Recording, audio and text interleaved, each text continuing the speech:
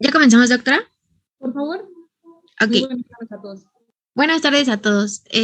Nosotros somos el equipo 4, somos Miranda Becerril, Pérez Ortiz y Rosendo Rea. Y vamos a hablar sobre la respuesta metabólica al trauma. Siguiente, por favor.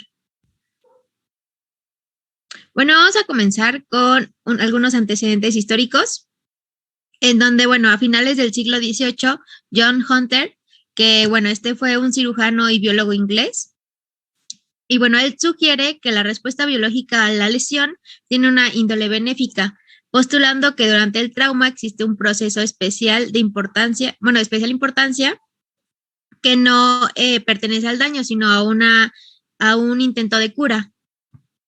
Después, en 1920, Au comienza a relacionar la respuesta del metabolismo en relación a la severidad del choque, describiendo que la disminución del metabolismo basal es directamente proporcional a la severidad de este.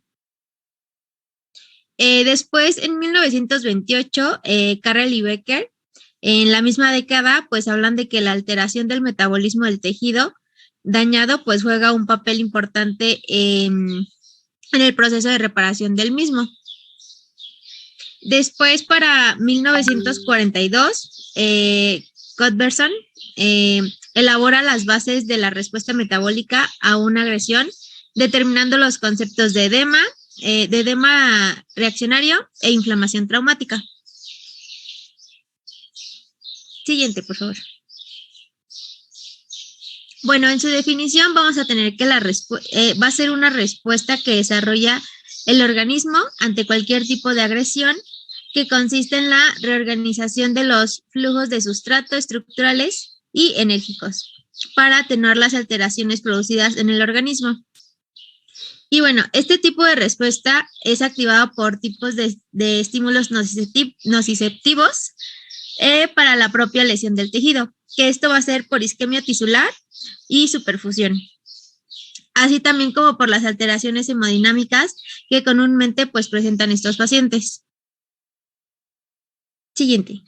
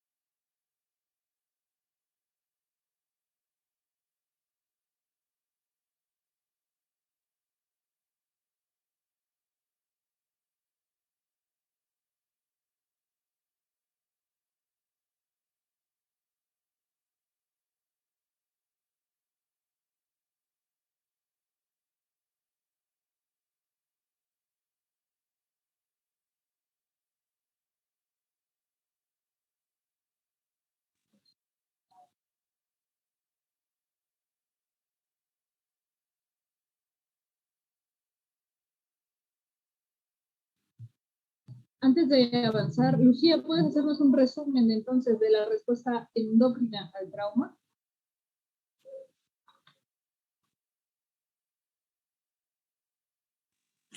Sí, doctora.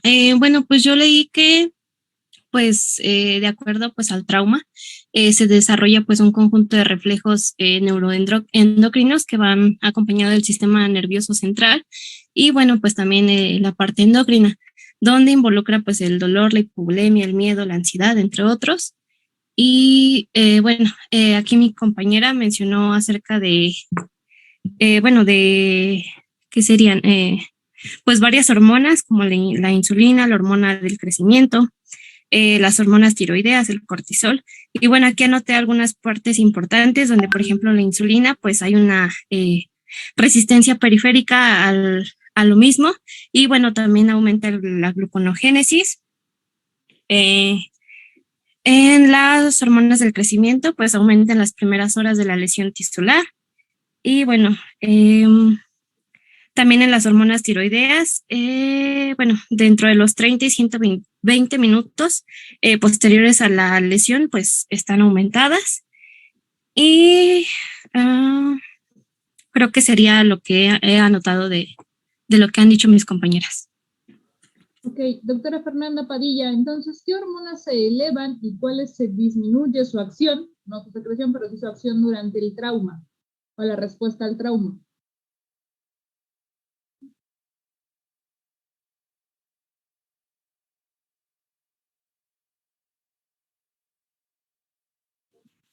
¿Sí está ahí, doctora Fernanda?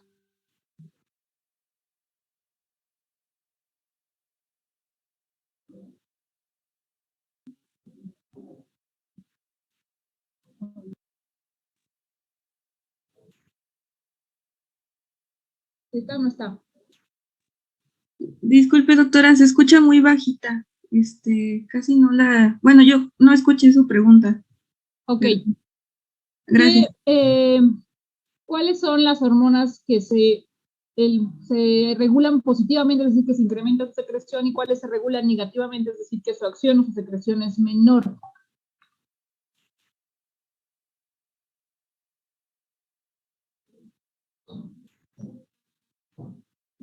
¿Sí me escuchó esta vez o no?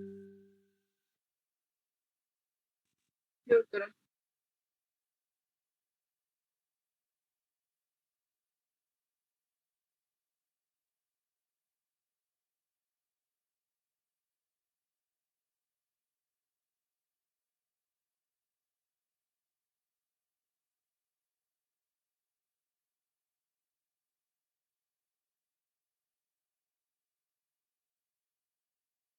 Sí, doctora, sí la escuchamos.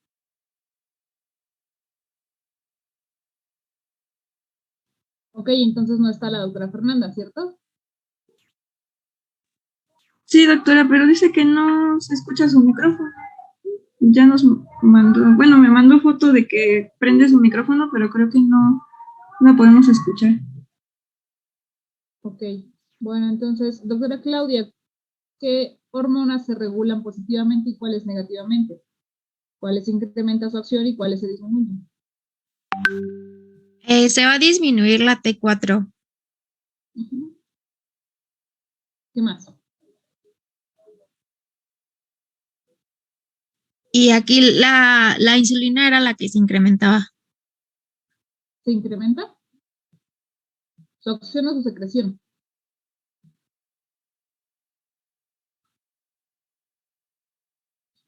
¿Su O sea, acción, ¿mande? su acción o su secreción? ¿Qué se Su incrementa? acción, porque pues van a aumentar las catecolaminas. ¿Qué tiene que ver las catecolaminas con la insulina? Ah, no, estaba mencionando todas. Usted me dijo, la insulina se incrementa. Y yo le pregunté, ¿se incrementa su secreción o su acción? Usted me dice, no, las catecolaminas. No, le dije su acción. Su acción de la insulina. ¿Está segura? Sí. Entonces, el paciente postraumatizado, post cirugía, lo voy a encontrar hipoglucémico.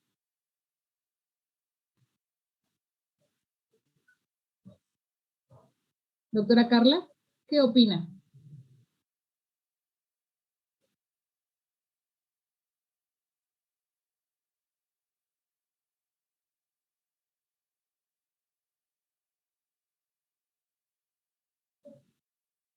y si hay resistencia a la insulina que voy a tener como manifestación clínica.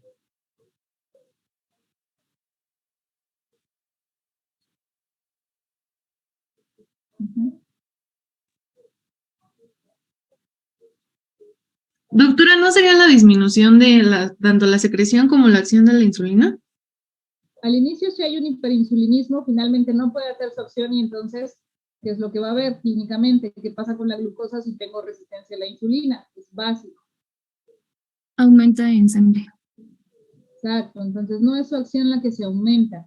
¿Esto por qué es importante? La medicina o la fisiopatología de las enfermedades se tiene que aprender desde la lógica. Entonces, cualquier respuesta al trauma, cualquier agresión que sufra el paciente, sea dolor, sea cirugía o sea un trauma como tal, va a encender respuesta en 3 ejes, principalmente metabólico, endocrino y nervioso. Estamos hablando ahorita del endocrino. En el endocrino van a incrementar la secreción de catecolaminas y de cortisol. Entonces voy a contrarregular la insulina, aunque se secrete, no va a poder llevar a cabo su acción, porque voy a tener tanto las catecolaminas como el cortisol haciendo su acción.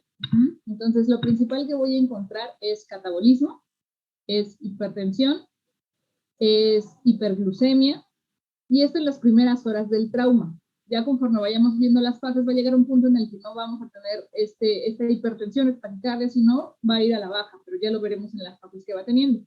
La intención de todo esto que nos habló su compañera es que vean lo que van a encontrar en el paciente.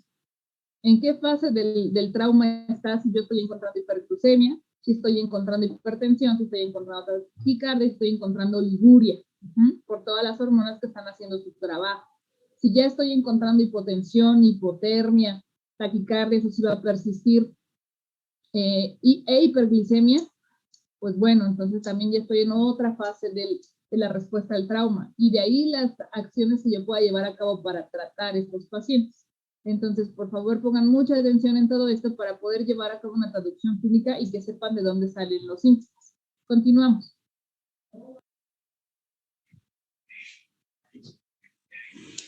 Bueno, pues justo vamos a pasar a las fases de la respuesta, que bueno, pues aquí la respuesta al estrés generado en los pacientes con trauma, pues se puede dividir en dos, bueno, de manera general en 2 fases, que va a ser la respuesta aguda y la crónica.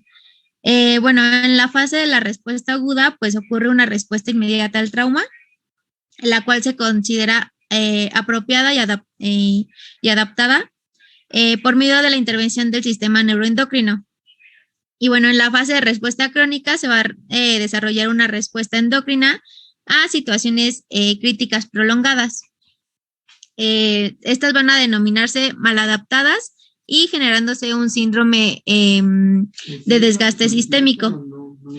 Y bueno, aquí la tendencia actual y la mejor manera de poder abordar la respuesta metabólica al trauma es la que en donde se considera el estado hemodinámico pues del paciente. Aquí las consecuencias sistémicas que implican, y estas fases pueden denominarse como fase E, fase flow y fase anabólica. Siguiente, por favor. Bueno, vamos a empezar con la fase E o hipodinámica, en donde esta se caracteriza por una intensa actividad simpática, condicionándose a una caída del gasto cardíaco, provocando hipoperfusión tisular con disminución a la vez del transporte y consumo de oxígeno. Asimismo, se va a disminuir la tasa metabólica de manera aguda, aumenta la glucosa sanguínea, el lactato sérico y la liberación de ácidos grasos.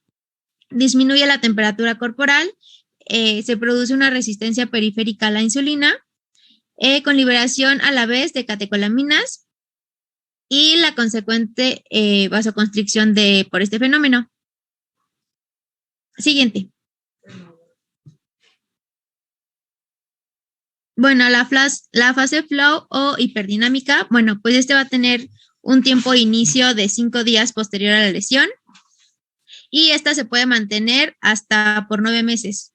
Esta va a mostrar a su vez dos fases específicas, que va a ser la aguda y la de adaptación. Y bueno, esta se va a caracterizar por la utilización de sustratos mixtos de hidratos de carbono, aminoácidos y ácidos grasos. Se caracteriza además por mostrar un estado catabólico acentuado con aumento del gasto energético, que este va a ser de 1.5 a 2 veces del basal. Esto condicionándose a la vez por un mayor consumo de oxígeno y producción de CO2.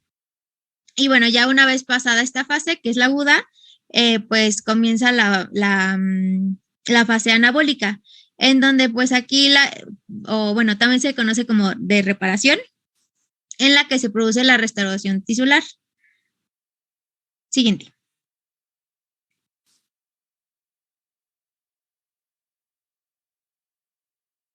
Y bueno, aquí tenemos un cuadro en donde pues tenemos lo que caracteriza a cada fase.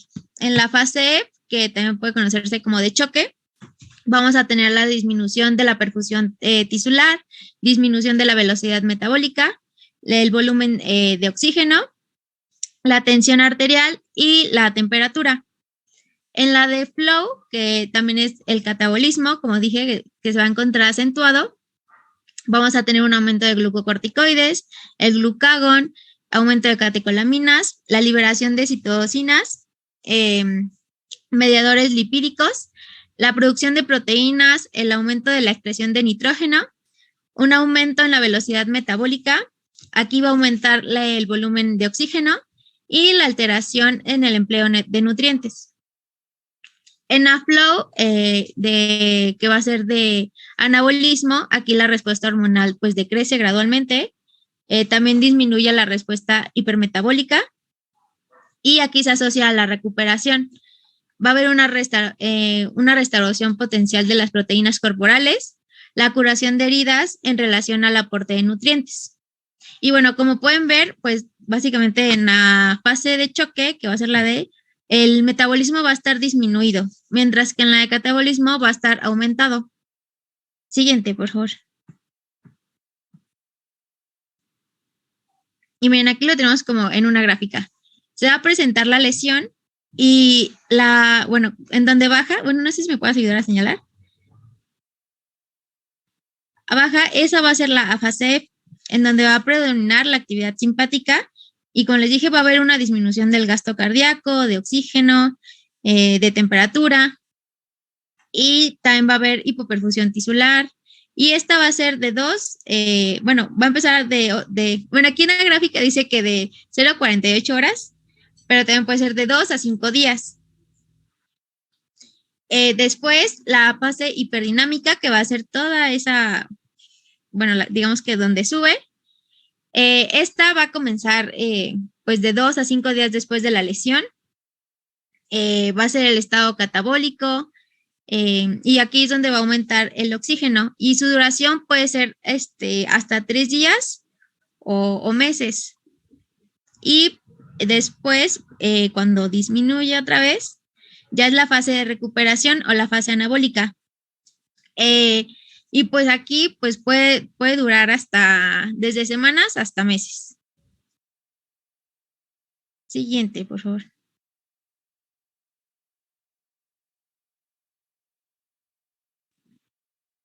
Bueno, hola, ¿qué tal? Buenas tardes, compañeros. Yo soy Jonathan Miranda y yo les voy a exponer, ahora lo que va a ser la respuesta inmune al trauma. Doctor Jonathan, disculpe que lo interrumpa un poquito. ¿Podemos regresar la diapositiva previa? Claro que sí, doctor. Bueno, entonces, obviamente cuando tengo un paciente que ha recibido un trauma, por ejemplo, un trauma de abdomen, y llega a la guardia y está en el área de urgencias la doctora Paola Victoriano, y le dicen, doctora, llegó un trauma de abdomen, fue asaltado, le dieron 3 puñaladas, no sabemos si tiene daño a órgano abdominal o no, o a víscera hueca. ¿Qué vas a encontrar con esta gráfica, doctora Paola? ¿Qué le vas a buscar? Bueno, pues primero ver lo que es la lesión que va a encontrarse en la fase de choque, donde vamos a encontrar que pueda presentar lo que es una disminución de su temperatura, o sea, todo el sistema simpático va a estar pues aumentado. Pues esto pues también nos va a a producir que el aumento de, pues, tenga un aumento de glucosa o que también tenga algún aumento de, laboratorial, ¿no? Como de lactato sérico y disminución del oxígeno, e inclusive también, no sé si aquí también se le podría presentar taquicardia y todo esto. Tiene una fase aguda, entonces voy a encontrar taquicardia, probablemente hipo o hipertensión, si solo tiene dolor y no tengo daño a hígado o a vaso, por ejemplo, o vascular, que tenga una pérdida sanguínea importante, bueno, a lo mejor por el dolor voy a tener hipertensión, pero si tengo un daño a un órgano que sangre en cantidades importantes por el flujo que recibe, como hígado, vaso o incluso vascular, inguinal, incluso de los epigástricos, por ejemplo, pues obviamente voy a tener shock hipovolémico y entonces voy a tener, dependiendo de su fase, incluso hipotensión, ¿no? Y entonces, bueno, la doctora Paola le salva la vida, le pone una vía, lo pasan a cirugía y bueno, encuentran que tenía una lesión en hígado, le hicieron hepatografia y se lo suben a piso al internista, que es la doctora Abby. ¿Sí es doctora o es doctor? Disculpe. Sí, soy doctora. Entonces la doctora Abby lo recibe en el tercer día después de cirugía. ¿Qué vas a buscarle, doctora Abby?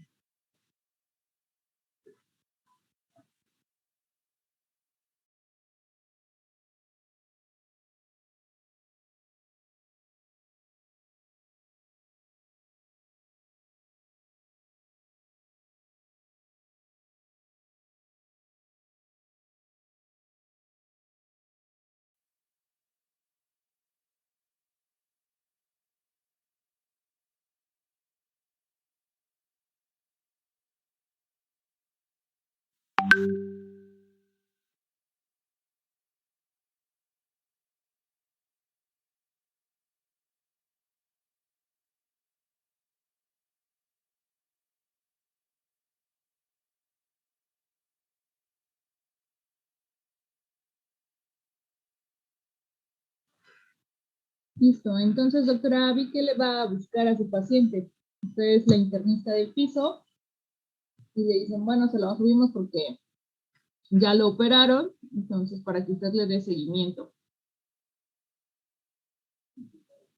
¿Qué va a buscar? ¿Y en qué Tenemos que revisar, por ejemplo, los niveles de sodio.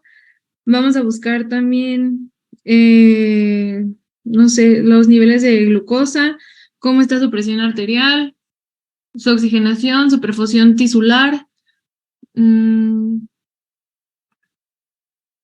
No sé. Las catecolaminas. ¿Esa se las va a medir o qué va a hacerle a las catecolaminas? No, pues no nos la podemos medir como tal. O bueno, sí, pero no vas a hacer eso. No. Esto me sirve para saber, bueno, yo ya estoy en el tercer día del postoperatorio, estoy en la fase catabólica. ¿Qué significa el catabolismo? ¿Qué hay en el catabolismo?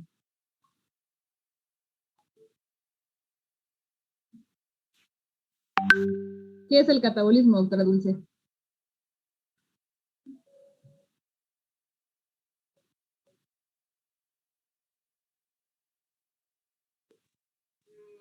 El catabolismo.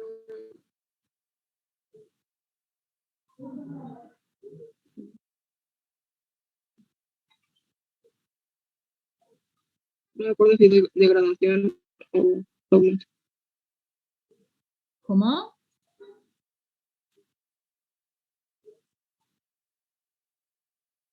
¿Qué es el catabolismo, doctor Alan? ¿Sí leí Alan? Ajá. Sí, Alan.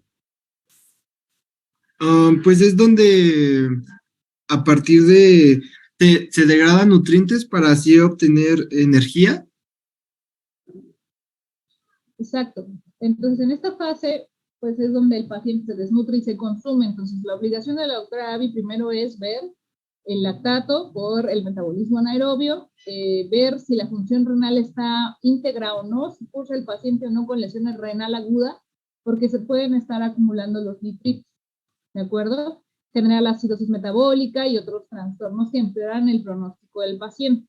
Hay que mantenerlo hidratado, hay que perfundir ese riñón, hay que ver los volúmenes urinarios en 24 horas. Para eso sirven todas estas explicaciones fisiopatológicas, pero si yo no tengo idea de qué está sucediendo, poco voy a poder vigilar. Justo como decía Abby, no sé. Entonces, para eso es esta clase, para que ustedes vean de dónde sale. Entonces, de tercero al séptimo día tengo que darle un aporte nutricional adecuado para que el catabolismo no sea mayor. Y, obviamente, vigilar tanto la función renal como hepática. Y, bueno, la recuperación, pues ya, se va a su casa y hay que darle rehabilitación y seguimiento. Continuamos, entonces, con respuesta inmunológica, ¿no? Así es, doctora. Bueno, compañeros, como ya les había mencionado, yo lo que les voy a exponer va a ser la respuesta inmune al trauma. Bueno, para esto nosotros vamos a hacer mención en que todo proceso quirúrgico pues va a implicar lo que es un traumatismo directo para el organismo. ¿Y esto por qué se va a deber? Porque en primera instancia nosotros recordemos que como medio de defensa tenemos el sistema inmune innato. ¿Esto qué quiere decir? Permítanme tantito, perdón.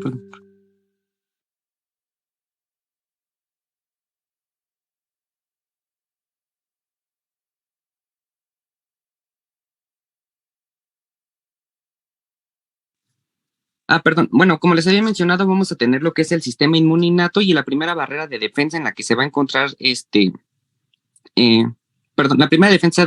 la primera barrera de defensa que vamos a tener pues va a ser la piel, y como en un proceso quirúrgico esta se va a ver alterada su anatomía, pues vamos a ver que el medio interno con el externo pues van a estar en una sola convivencia, por lo cual vamos a ver que como que este proceso pues en primera lo que el organismo va a tratar de hacer pues va a tratar de compensar pues esta agresión, este trauma que se hizo en la parte pues donde se va a hacer la incisión.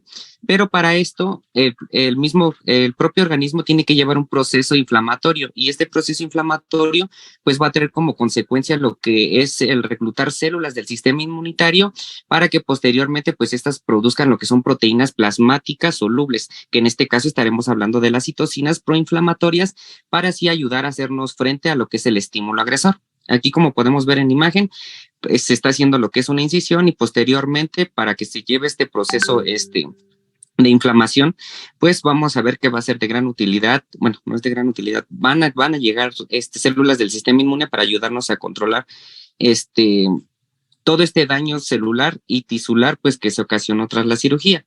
Pero bueno, para eso debemos nosotros de recordar, como en las exposiciones pasadas, que la inflamación pues va a contener varios objetivos. Entre ellos, uno de ellos pues va a ser ayudarnos a este proceso de la regeneración tisular, y otro de ellos pues ayudarnos al reclutamiento del sistema inmune. Pero ahorita lo iremos desglosando cada uno para que le entiendan un poco más. Bueno, una vez de que se hizo una incisión o un procedimiento quirúrgico, nosotros debemos de clasificarlo de acuerdo al grado de invasión que se provocó en el organismo. Vamos a tener nosotros dos tipos de cirugías. Vamos a tener tanto las cirugías abiertas y las cirugías de mínima invasión. Comenzando por las primeras, que son las abiertas, vamos a ver dentro de su descripción que estas son cirugías que requieren incisiones largas y profundas para acceder a la cavidad o a la estructura anatómica de interés, como por ejemplo lo que es la laparotomía. Las cuales, por mencionar ahorita muy rápidamente, vamos a ver que las cirugías abiertas pues van a tener la capacidad de exacerbar lo que es esta respuesta inmunológica, a comparación de lo que son las cirugías de mínima invasión, que como tal sí se lleva una respuesta inmunológica, pero vamos a ver que esta pues va a estar disminuida en comparación de las abiertas. Pero bueno, esta cirugía de mínima invasión vamos a ver que va a involucrar incisiones quirúrgicas pequeñas por donde se introducen instrumentos quirúrgicos hacia la cavidad o estructura a explorar. Dentro de los ejemplos se nos menciona en la bibliografía lo que es la laparoscopía, la endoscopía y técnicas guiadas por catéter. Y bueno, aquí dice que es importante recordar que bien el proceso inflamatorio, como ya les hice mención en la diapositiva pasada, va a tener como objetivo ayudarnos a reparar los tejidos dañados que se hicieron tras este procedimiento quirúrgico y darnos lugar a lo que es el proceso de cicatrización. Como les he hecho mención, después de que termine este proceso, bueno, de que hacen en el paciente lo que es el proceso quirúrgico y se lleva este proceso de inflamación que ya llamo a las células inmunológicas para ayudarnos a contrarrestar pues todas estas células dañadas, a lo mejor si entró algún microorganismo para así su eliminación y ayudarnos a la cicatrización. Este proceso inflamatorio tiene que llegar a un punto en donde tiene que disminuir. En la literatura se menciona que es posterior a los 10 días para que así como tal pues no nos genere lo que es una inflamación excesiva, que posteriormente pues esta puede generar daño tisular irreparable y liberación de citocinas que nos pueden dar como origen lo que es una respuesta inflamatoria sistémica, que se las mencionaré más adelante.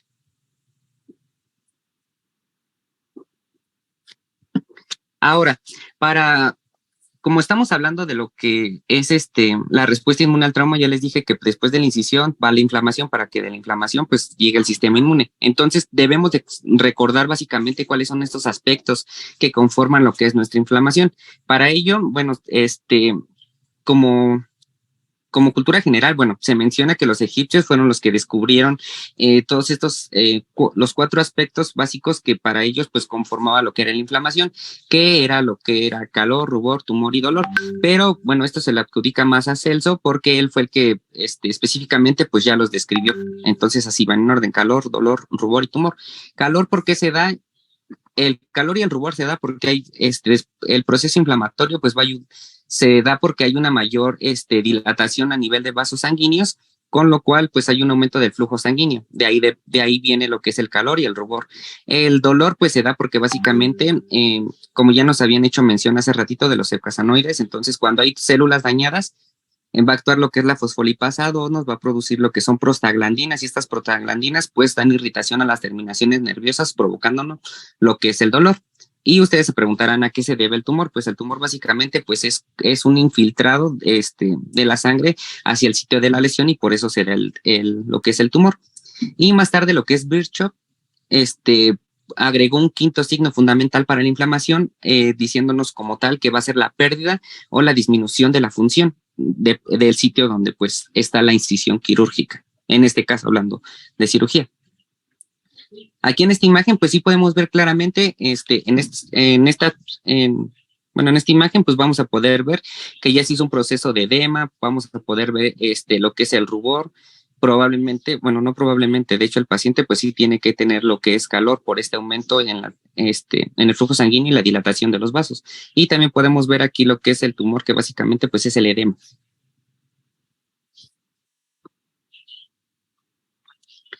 Ahora vamos a ver lo que es el reconocimiento del daño tisular por el sistema inmune.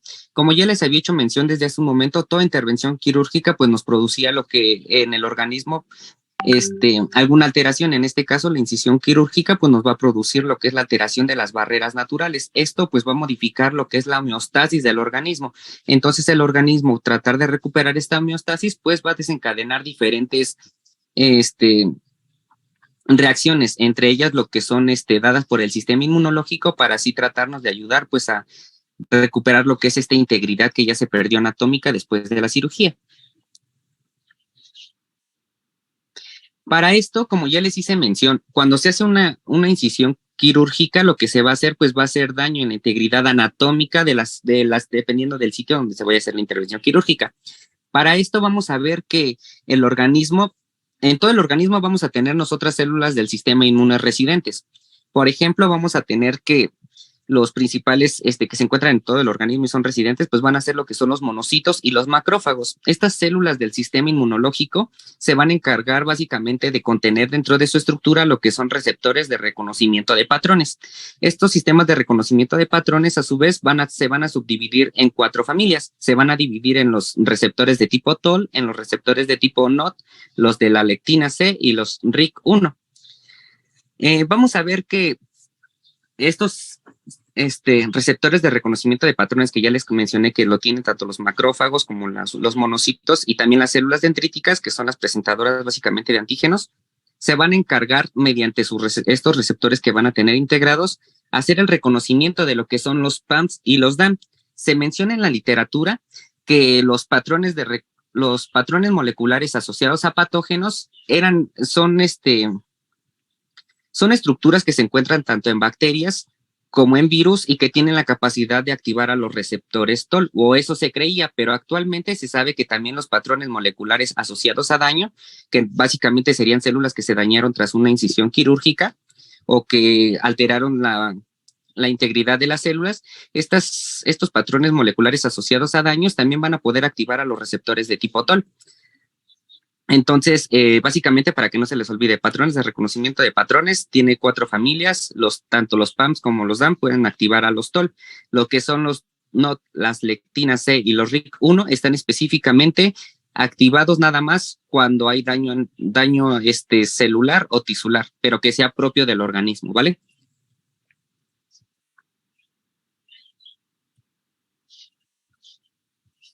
Bueno, como ya les había hecho mención, vamos a lo que son estos receptores de reconocimiento de patrones.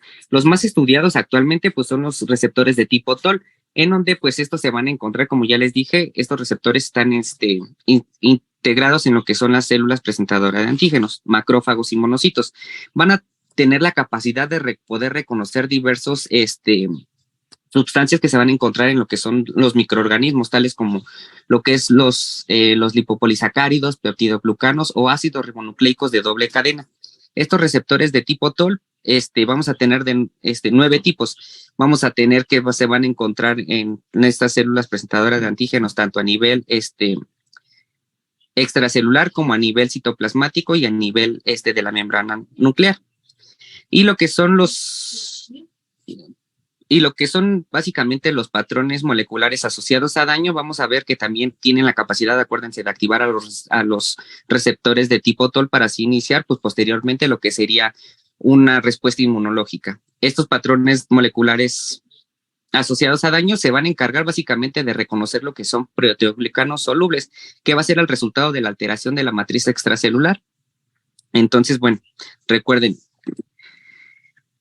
que tanto los PAMs como los DAMs pueden activar a los TOL para iniciar una respuesta inmunológica. Ahora, una vez que ya se hizo la activación de estos receptores de tipo TOL, que básicamente pues serían más que nada los de tipo 2 y 3, vamos a ver que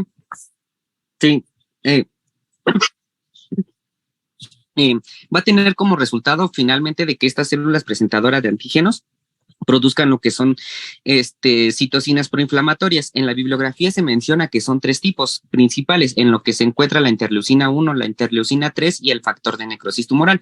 Para hacer un repaso así muy rápido y general, vamos a ver, por ejemplo, no tiene que ver con la cirugía, pero es la entrada del microorganismo. Entonces vamos a ver que aquí, por ejemplo, entró un microorganismo y va a ser reconocida tanto por los mastocitos como por los macrófagos por sus receptores de reconocimiento de patrones.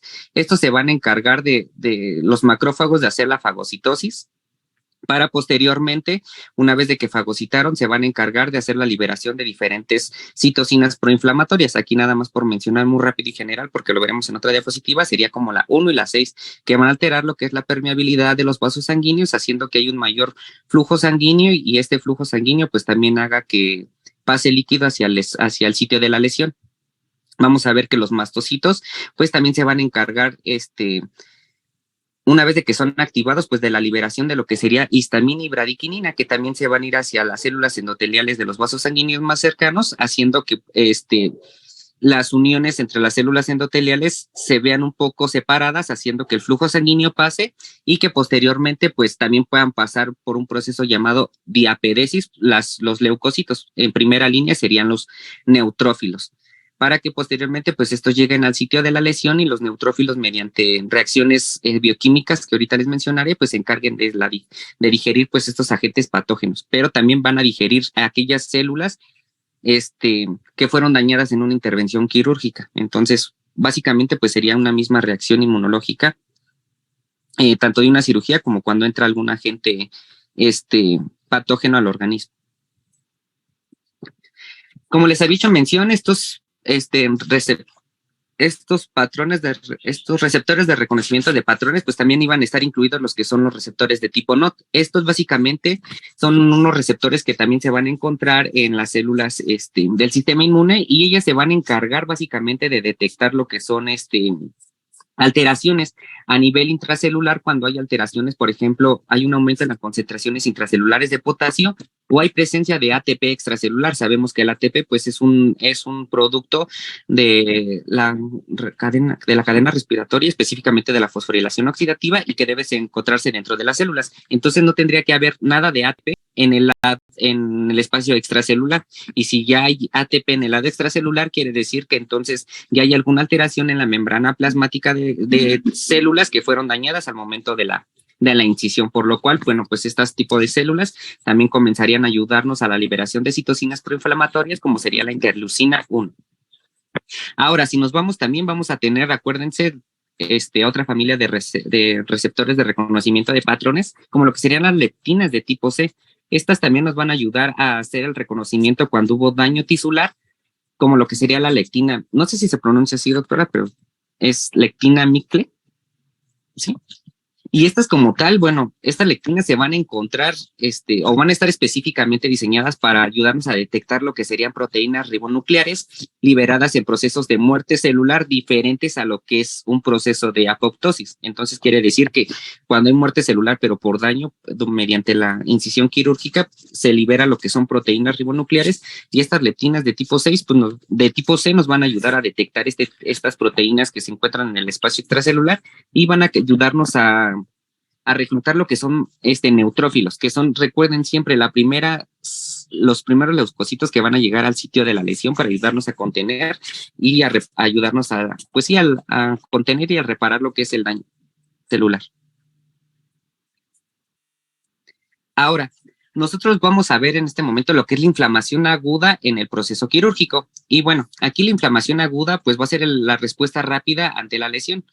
Su función principal es liberar factores locales para reclutar a las células y los mediadores necesarios para reparar el daño lo más pronto posible. Aquí vamos a ver que la liberación de proteínas solubles, específicamente lo que son las citocinas, se van a encargar tanto la interleucina 1, la interleucina 6, la interleucina 1 y el factor de necrosis tumoral, ayudarnos a provocar diferentes alteraciones en lo que serían las células endoteliales, o vasculares, provocándonos así que estas células produzcan un proceso de dilatación, como ya les había hecho mención, para que así pues puedan pasar lo que son células del sistema inmunológico, que ayudar a contener a la eliminación de estas células que han sido dañadas, que a lo mejor también si se metió durante la cirugía un microorganismo, ayudarnos a contenerlo y eliminarlo, ¿vale? Y bueno, vamos a tener como último punto lo que sería la interleucina 10, pero como ya les hice mención desde la primeritita diapositiva, todo proceso inflamatorio, en algún momento pues tiene que cesar. Una vez de que ya se reparó el daño, el proceso inflamatorio pues tiene que cesar. Entonces también vamos a tener citocinas, antiinflamatorias, en este caso sería la interleucina 10, que nos va a ayudar pues a que como tal pues se haga la inhibición del interferón gamma y de la interleucina 1 para ayudarnos así pues a cesar lo que es este proceso inflamatorio. Ahora, hablando de las funciones de cada citocina, vamos a ver, por ejemplo, la interleucina 1, que esta va a ser una interleucina secretada principalmente por lo que serían los macrófagos y los linfocitos T. Esta interleucina como tal también tiene la capacidad de cruzar lo que es la barrera hematoencefálica, por lo cual pues se le considera como un mediador en el aumento de la temperatura corporal. Sus receptores de esta interleucina vamos a ver que se van a encontrar en lo que son hepatocitos, monocitos, linfocitos B. Y bueno, en la literatura se menciona que después de una cirugía, a partir de las 4 horas ya existe lo que es una elevación de esta interleucina 10. De esta interleucina 6, perdón. Y esta interleucina 10, pues también aparte, pues nos va a ayudar a la secreción de otras citocinas proinflamatorias. Ahora hablando de lo que es la interleucina 1, vamos a ver que esta va a ser secretada principalmente por lo que son macrófagos, monocitos y los fibroblastos, además de lo que son células natural killer, células dendríticas y células epiteliales. Como tal, se menciona que este tipo de interleucina no se va a encontrar en las células sanas, entonces tiene que haber un daño a nivel celular para que estas células que están dañadas produzcan interleucina 1. Esta interleucina 1, a su vez, nos va a ayudar a hacer la coestimulación de células presentadoras de antígenos. Por otro lado, y la última más que también es muy importante, sería lo que es el factor de necrosis tumoral alfa.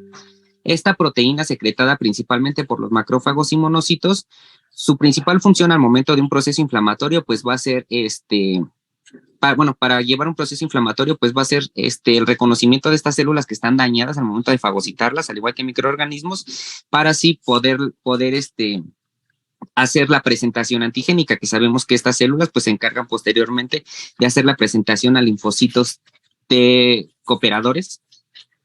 para que posteriormente, pues esto ya mediante su diferenciación, pues ya también le hagan la presentación a linfocitos B y ya después produzcan anticuerpos, que es bueno, pero aquí ya no se los haré mención de esto. Pero también vamos a ver que este factor de necrosis tumoral alfa, pues no solamente va a tener la capacidad de hacer presentación antigénica, sino que también nos van a ayudar a lo que es ayudarnos a lo que es la medición de la cascada de coagulación, a la migración celular, bueno, como ya les he dicho, menciona la fagocitosis, y también ayudarnos a lo que es la adhesión a la producción de prostaglandinas y a lo que es el factor activador de plaquetas, además de que también nos ayuda a elevar lo que son los niveles de glucocorticoides y eicosanoides, que ya nos habían hecho mención, prostaglandinas, tromboxanos, leucotrienos, ¿vale? Ahora, bueno, esto ya es como muy repetitivo, pero acuérdense que les había dicho, todo proceso inflamatorio pues tiene que llevar un proceso de regulación. ¿Y esto por qué se va a dar? Porque gracias a partir de lo que sería la interleucina 10, pues esta interleucina 10 va a ser sintetizada por lo que son los linfocitos T helper de tipo 2. Estos se van a encargar de hacer la liberación de la interleucina 10 y la interleucina 10 como tal, pues nos va a ayudar a contrarrestar lo que es la inflamación de estas citocinas proinflamatorias, más que nada lo que es el factor de necrosis tumoral alfa. Y bueno, aquí ahora sí ya viene lo bueno, que es básicamente ya lo que es el sistema inmunológico, cómo va a reaccionar de esta manera. Hace un momento se los mencioné cuando entra un patógeno, pero bueno, aquí básicamente pues sería lo mismo en una incisión quirúrgica. Vamos a ver que una vez de que se hace esta incisión quirúrgica, vamos a ver que se va a ocasionar lo que es muerte o daño a nivel celular, dependiendo pues del área en la que se está haciendo la incisión. Como hay muerte celular, vamos a ver que, ya les había hecho mención, vamos a tener células del sistema inmune residentes, vamos a tener a lo que son los monocitos y los macrófagos. Estos a su vez ya les había hecho mención que dentro de su periferia o dentro de su estructura van a tener lo que son sus patrones, sus receptores de reconocimiento de patrones, tanto los DAMPs como los PAM. Estos van a detectar patrones moleculares asociados a daño y van a ¿cómo se llama? Van a activar tanto a los macrófagos como a los monocitos. Los macrófagos, una vez de que ya hicieron este proceso de fagocitosis, porque encontraron restos celulares, los fagocitaron, vamos a ver que una vez tras su activación se van a encargar de la liberación de lo que es interleucina 1 y el factor de necrosis tumoral. Estos se van a pegar en lo que es la periferia de los vasos sanguíneos más cercanos, específicamente en las células endoteliales, para que posteriormente pues estas se encarguen de la expresión de lo que son las lectinas. Las lectinas van a ser estructuras que se van a encontrar en las células endoteliales, haciendo que las células del sistema inmune que vayan pasando, pues hagan una adhesión o adhiriendo, no sé cómo se pronuncia. Entonces, posteriormente vamos a ver que se van a hacer la expresión de lo que son las integrinas. Estas integrinas se clasifican en ICAM1 y BCAM1. Y estas como tal, pues van a detener a lo que son estos leucocitos, específicamente neutrófilos, para que se adhieran a estas células endoteliales y posteriormente por procesos de diapedesis, pues puedan pasar a lo que es el sitio de la lesión. Pero no se nos olvide que también tenemos a los monocitos que se van a encargar de la liberación de lo que es histamina y bradiquinina, que estos básicamente se van a liberar también en lo que son los vasos sanguíneos, haciendo que se hagan la separación de estas células endoteliales. Entonces, por este proceso es que las células del sistema inmune, los neutrófilos específicamente, pues pueden pasar. Entonces, pues ese sería básicamente todo el proceso.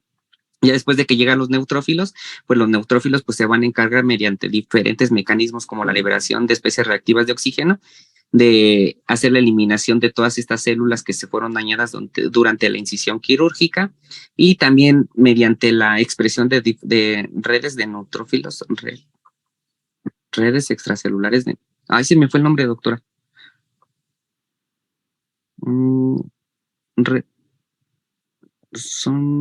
Es una especie de red que producen los neutrófilos para así atrapar también a microorganismos o pedazos de células que se encuentran dañados. Y bueno, de esto ya no... De esta respuesta metabólica es justo lo que desencadena, ¿no? La liberación de las bradicinas y de citocinas. De ahí viene explicada la fiebre y de ahí viene explicada la leucocitosis en su momento, que nos habla de que sigue perpetuándose, ya sea la agresión de un microorganismo, como lo comenta el compañero, o la perpetuación de la respuesta metabólica al trauma. Y eso se va a sumar a los signos que ya dijimos, ¿no? Entonces, conforme van pasando los días y ya tenemos una respuesta inmunológica más acentuada, pues bueno, tendremos leucocitosis, tenemos secundaria la bradicina y las citocinas, ya vasodilatación, hipotensión, y en algunos casos, sobre todo en el paciente pediátrico, hipotermia, ¿no? Esa es como básicamente la situación. Y la otra es el inicio de la producción de bandas de células inmaduras inmunológicas, ¿no? Porque, pues bueno, ya las primeras líneas de defensa están agotadas. Continuamos. Ya me acordé, se llamaban trampas NET, las que producen los neutrófilos. Perdón, compañeritos. Entonces, bueno, sí, ya como les había hecho mención la doctora, una vez de que, por ejemplo, los macrófagos liberaron interleucina 1 y factor de necrosis tumoral, pues se hace la dilatación, cambios en la permeabilidad vascular, que es lo que va a aumentar el flujo sanguíneo, y este flujo sanguíneo pues nos va a producir lo que es el rubor. El calor, pues también por el mayor aumento del flujo sanguíneo. Cuando se hace la separación de estas células endoteliales, pasan neutrófilos, pero también pasa lo que es líquido al espacio, al sitio de la lesión, lo que nos va a provocar pues lo que es el edema. También recuerden que estas células pues también nos van a producir lo que es las prostaglandinas, que producen irritación en las terminaciones nerviosas, produciéndonos lo que es el dolor. Entonces, básicamente ahí se encontrarían nuestros signos de inflamación que ya les había hecho mención. Y bueno, esto no los explico, ¿verdad, doctor? Es que son todos los pasos que les acabé de mencionar, de que llegan de que se hace la incisión, después de que los macrófagos fagocitan. Bueno, es todo lo que les acabé de explicar en imagen. Entonces me lo salto, ¿verdad? Sí. Y bueno, ya para así hacer como que hincapié, vamos a ver que los neutrófilos pues van a ser las primeras células que llegan al sitio de la lesión, y vamos a ver que van a contar con diferentes sistemas microbicidas, dentro de los que destacan los intermediarios de los reactivos de oxígeno para así eliminar a los microorganismos, la liberación de enzimas proteolíticas de sus gránulos, por ejemplo, cuando ya hay daño celular, y la creación de las redes de DNA que se llaman trampas extracelulares de neutrófilos o trampas NET. Los macrófagos, que como ya les mencioné, son las células de la inmunidad innata que se encargan de la fagocitación de estos microorganismos. Después de la liberación de citocinas proinflamatorias, producen cambios a nivel vascular, y también pues se encargan de la presentación antigénica, que no se nos olvide muchísimo, para posteriormente pues ya los linfocitos pues ya se cree lo que es la inmunidad adaptativa. Y bueno, también vamos a tener otra clase de macrófagos que serían los macrófagos M2. Esta clase de macrófagos, a comparación de los anteriores, vamos a ver que estas van a ser células que participan en la resolución del proceso y la remodelación de la matriz extracelular, para así ayudarnos a la recuperación del tejido dañado.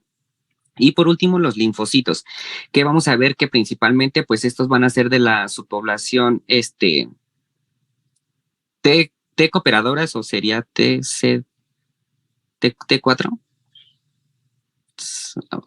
Sí, perdón, va a ser de los linfocitos T cooperadores, y como tal, pues sabemos que una vez de que estos son activados, pues estos también se van a encargar a su vez también de hacernos, de presentarlos a lo que serían los linfocitos B, para que estos posteriormente pues se encarguen de lo que son la producción de anticuerpos. Y también recuerden que los linfocitos tienen que hacer una diferenciación para que se produzcan de la subpoblación T helper 2 y estos produzcan interleucina 10 y nos ayuden a contrarrestar el proceso inflamatorio. Y bueno, de hecho se menciona en la literatura que después de 10 días de la cirugía ya va a haber un aumento en la subpoblación de los linfocitos T helper 2 que nos están ayudando pues a contener este proceso inflamatorio. Y bueno, ya por último vamos a verlo, pero así, porque creo que es la compañera la que se adentra más al tema, las consecuencias del proceso inflamatorio. Como les mencioné, de acuerdo con la magnitud del estímulo de daño, ya sea traumático, infeccioso o quirúrgico, la respuesta inflamatoria puede extenderse e iniciar una serie de cambios vasculares y metabólicos dentro del organismo, que se va a conocer como el síndrome de respuesta inflamatoria sistémica. Esta vamos a ver que se va a caracterizar por al menos dos de los siguientes datos, que va a ser una fiebre mayor a los 38 grados centígrados o una hipotermia, que esta es cuando ya pues sea menor a los 36 grados centígrados. Puede ser una taquicardia, que esta sea mayor a 90 latidos por minuto, una taquipnea, que sea mayor a 24 respiraciones por minuto. La presión parcial de oxígeno se va a encontrar menor a los 32 milímetros de mercurio. Y puede haber lo que es una leucocitosis, que esta va a ser pues mayor a los 12,000 leucocitos por mililitro, o una leucopenia, o sea, una disminución de lo que son los leucocitos, encontrándose menor a los 4,000 leucocitos por mililitro de sangre. Y bueno, vamos a ver que la activación endotelial y de factores de la coagulación séricos favorecen la formación de trombos, con lo que puede ocurrir una oclusión de vasos sanguíneos en distintos órganos, cuadro conocido como una coagulación intravascular diseminada. Además de que si se está llevando constantemente lo que es el consumo de los factores de coagulación séricos en un proceso inflamatorio, pues también vamos a poder observar que estos van a llegar a agotar sus reservas y nos van a producir procesos, va a ser la formación de lo que serían trombos. Entonces también hay que tener muchísimo cuidado en ese aspecto. Eso sería todo.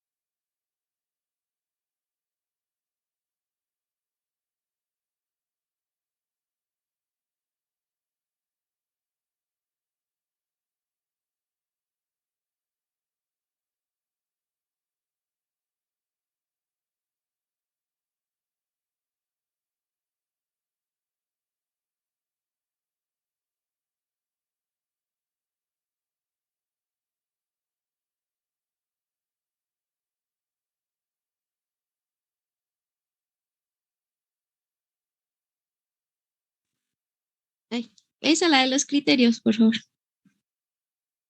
Bueno, pues básicamente pues ya lo mencionaron mis compañeros, pero pues aquí tenemos los valores de los criterios y que bueno, pues esto va a incluir la temperatura, la frecuencia respiratoria y cardíaca y los leucocitos.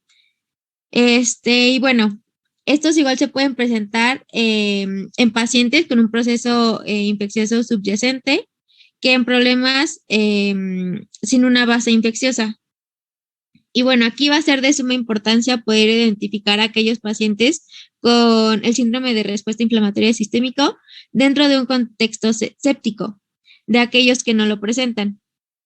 Y bueno, no obstante, por sí mismos el síndrome tiene implicaciones pronósticas y también está bien demostrado que en aquellos pacientes con cualquier tipo de patología grave pueden desarrollar pues el síndrome. Y bueno, no se limite su tiempo de evolución, el pronóstico empeora considerablemente. Por ello es importante valorar estos criterios bajo un contexto del paciente.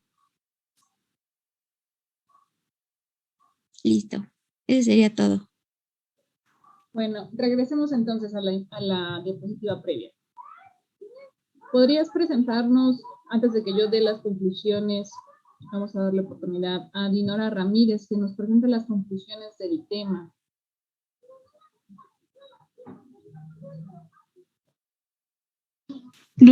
Perdón, doctora. Que nos presente las conclusiones del tema. Pues yo creo que para empezar sí es importante saber cada tipo de proceso que nos mencionaron y también cada detalle, porque por ejemplo yo creo que llega a pasar que sí nos va a llegar a pasar, ¿no? Que lleguen incluso pacientes así, como hace rato di el ejemplo, un paciente que no sé, que a lo mejor lo apuñalaron. Entonces, pues nosotros ahora sí que como médicos ya vamos a ser internos, pues tenemos que saber diferenciar para saber qué hacer, ¿no?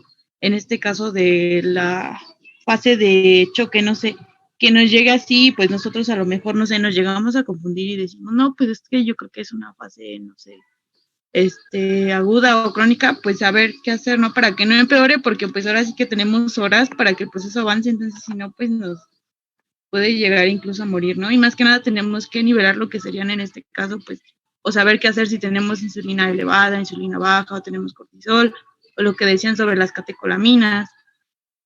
También, pues, tener en cuenta para qué nos sirven los ejes que nos mencionaban al inicio, ¿no? Que pues es lo que nos va a decir de las hormonas, ¿no? Que va a aumentar, que va a estar disminuida, y también qué consecuencias vamos a tener en este caso, ¿no? De que esté aumentada o esté disminuida alguna hormona, o en este caso también lo que nos decían de las, se me fue el nombre, perdón, de las interleucinas, ¿no? ¿Para qué nos va a servir cada una? Y pues, ¿qué nos va a decir el aumento o disminución de cada una? Y también el saber cómo, pues, cómo tratarlo y cómo nivelarlos. Y pues, ¿qué más podría decir? Ok, doctora Armenta García, ¿algo que agregar a estas conclusiones?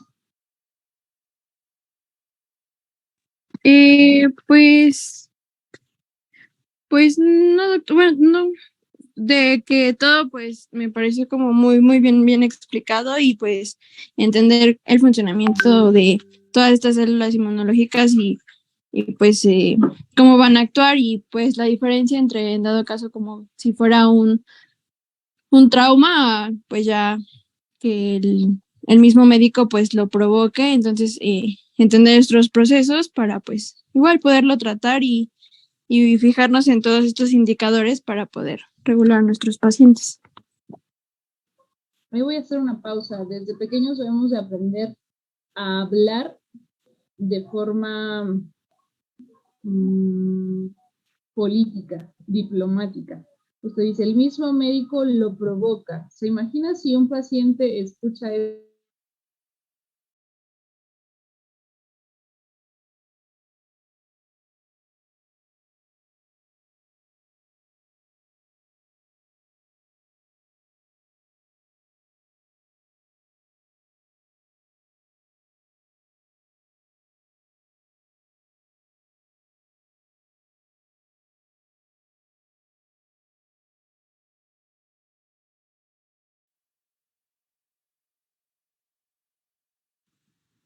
Sí, hablábamos entonces. Si yo expreso y digo, si el mismo médico lo provoca y esto lo escucha una persona no médico, va a decir, bueno, sobre todo en una cuestión tan delicada como la respuesta metabólica al trauma, que va en estas fases. Si usted en la fase de choque logra instaurar un tratamiento adecuado, se resuelve la causa de la lesión y limita la respuesta metabólica al trauma, y está pendiente de las manifestaciones que va a tener de glucosa, de signos vitales, de exámenes de laboratorio, y logra el paciente salir avante, que bueno. Pero si nos llega a avanzar esta respuesta metabólica al trauma inicial a un síndrome de respuesta inflamatoria sistémica, donde voy a tener plaquetopenia, hipotermia, leucocitosis, hipotensión, hipoperfusión e incluso muerte. Y yo en algún momento, mientras hablé con el familiar, le dije, ¿esto lo causa el mismo médico? ¿A qué le suena, doctor?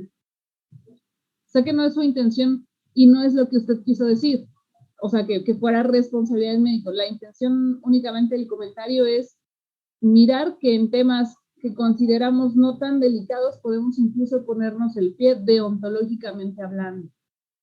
¿Sí me doy a entender? Sí, doctora.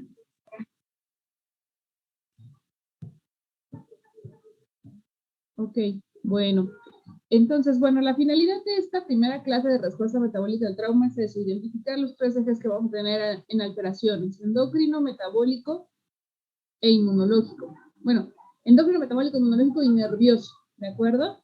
Estos cuatro aspectos son los que me van a dar la sintomatología o los signos clínicos que yo voy a tener. Van a cambiar estos signos clínicos de acuerdo con la fase, y si el trauma no se resuelve y no se limita esta respuesta, entonces vamos a caer en un síndrome de respuesta inflamatoria sistémica. ¿Se entendió entonces más o menos cómo es que va evolucionando el cuadro clínico? Sí, doctora. Ok, bueno. La evaluación de esta unidad, yo normalmente el primer día hacemos esta clase cortita. Yo sé que pedagógicamente estar aquí sentados 3 horas no es lo mejor. Esta vez permití que no tuvieran la cámara abierta con la finalidad de observar su comportamiento, digamos, libremente, muy a lo Montessori, ¿no? Pero bueno, a partir de la siguiente nos vamos a ver un poquito más disciplinados y necesito la cámara abierta. Esa es una. Y la otra es que la evaluación de esta unidad se va a hacer a través de un cuadro sinóptico, ¿de acuerdo? Sobre estos 4 aspectos que se van a modificar durante la respuesta metabólica al trauma, y únicamente abajo vamos a poner los criterios diagnósticos. Un segundo. Perdón. Obviamente todos los trabajos que se elaboren a nivel profesional ya no pueden ser como cuando íbamos en la primaria. Entonces tienen que tener sus referencias bibliográficas, tienen que tener un título. Igual dejé que en su presentación me pusieran Rivera Lady, porque yo no me llamo así. Era justo para hacer notar que hay que tomar en cuenta ante el auditorio que yo presento mi trabajo, ¿no? Soy Laura Rivas Vega, sí me llamo Lady, pero no soy Rivera, ¿de acuerdo? Entonces hay que ser muy puntuales a qué auditorio vamos dirigidos. No pasa nada, nada más es, como les comentaba, esta presentación fue muy a lo Montessori, a ver cómo es que ustedes lo hacen de manera individual. Un poco para conocer y ver dónde podemos fortalecer las estrategias educativas. Entonces, en su cuadro sinóptico van a ponerle título, la materia, el profesor y el creador. El creador es ustedes. Y hasta abajo las fuentes. Siempre hay que dar crédito de dónde es que estoy sacando mi trabajo. Así van a ser las dinámicas de las clases. Una clase de hora y media más tardar, porque es antes de quedarnos más. Hay un tema que sí es muy largo, que es la última unidad. En esa quizá nos tardemos hora y media, receso de 30 minutos, 1 hora. Y el segundo día va a estar destinado a su trabajo, ¿de acuerdo? O en algunos días hago evaluaciones por examen, ¿de acuerdo? ¿Tienen alguna duda sobre este tema o sobre la actividad? ¿Cuándo se lo entregaríamos y por dónde? Sería por correo, no sé si lo tienen, si no se los vuelvo a anotar, y sería mañana a la hora que finaliza la clase. Sé que muchos tienen a lo mejor algún empleo, etcétera, pero justo por eso divido la clase así.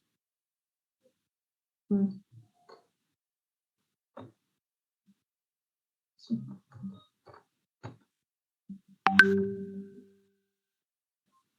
Entonces sería mañana hasta la 1, doctora, según el horario de SAES, ¿verdad? No, ustedes tienen clase mañana de 3 a algo así, ¿no? Déjame ver. No, exponemos un tema por semana, entonces ya es todo por hoy, todo que ya acabamos el tema, sería hasta la siguiente. Es correcto. Mañana a las 5 de la tarde, ¿cierto? Terminaría la clase. Sí, doctora. Entonces, justo esa es la división que yo hago. Procuro que se vea la clase con la bibliografía más adaptada a lo que ustedes necesitan cumplir como objetivo académico. Hacer la presentación cortita, yo la reviso con sus compañeros. Mañana igual yo les hago llegar la bibliografía a quienes ya me escribieron de líquidos y hemoderivados. Estoy buscando artículos que nos sean un poquito más de utilidad y no sea tan pesado el tema. Yo se los mando más tardar el día de mañana. El lunes me mandan su presentación, la vemos el miércoles y el jueves trabajan la actividad que yo les dejo. ¿De acuerdo? Ok, doctora, muchas gracias. ¿Tienen alguna duda? Sí, doctora, perdón, yo no escuché muy bien. Dijo que eran agregados los criterios diagnósticos del síndrome de respuesta inflamatoria sistémica. Ok. Esto es con la finalidad de que ustedes puedan visualizar, bueno, esos son los cambios que va a haber, estas son las manifestaciones que yo puedo encontrar, y si yo dejo que esto evolucione, voy a caer en síndrome de respuesta inflamatoria sistémica y me voy a dar cuenta con estos criterios. ¿De acuerdo? Una última pregunta, doctora, perdón. Claro. ¿Es a computadora, a mano o cómo? A computadora, claro. Ok. Gracias. Bueno, si eso es todo, entonces espero mañana sus trabajos, me comunico con el equipo que sigue y nos vemos el siguiente miércoles, ¿de acuerdo? ¿De acuerdo? Ok, doctora, muchas gracias. Que tengan buena tarde, adiós. Gracias, doctora. Gracias.